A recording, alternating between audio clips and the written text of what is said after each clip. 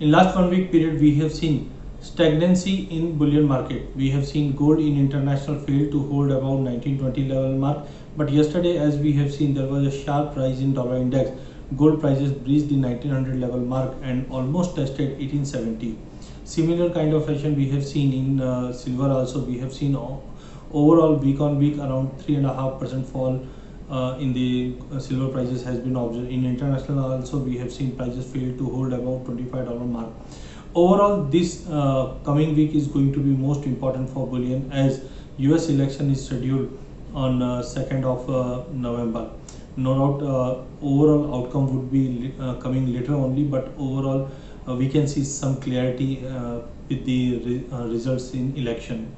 First of all, dollar index has regained the level of 93 right now, trading near to 93.50. We expect this movement is going to be on a positive side for coming week, can test around 94.20 also.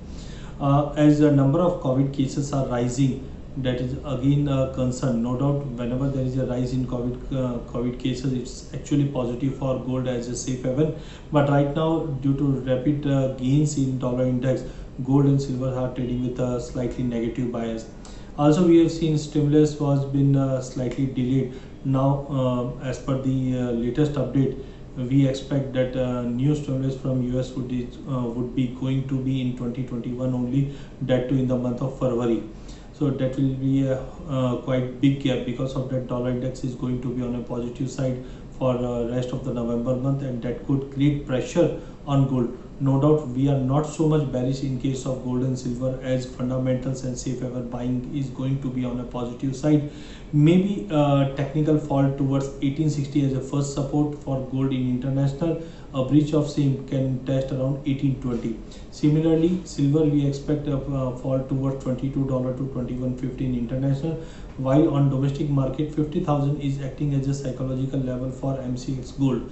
A breach of 50,000 can bring the prices towards 49.200, whereas silver trading below 60,000 can find support at 57,500 to 58,000 level. As rupee is going to be on a weaker side, already we have seen rupee breach 74 level mark, may test around 74.60, 74.80 also. That could little bit support gold and silver on domestic ground, but overall this week is going to be negative for gold and silver. Last week base metal was traded with a very mixed tone, whereas we have seen some gains coming back in copper and nickel prices.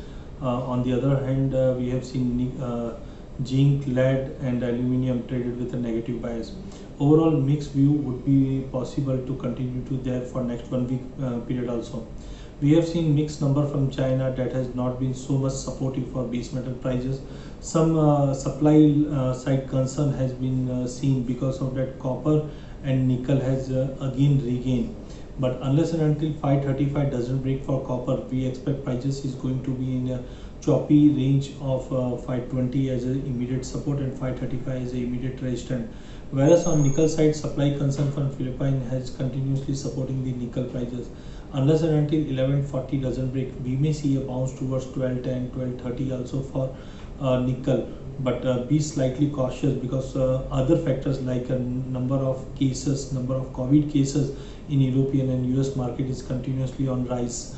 Also, dollar index has started moving on a positive side, whereas the industrial number from US and Europe is not so much attractive to support base metal prices.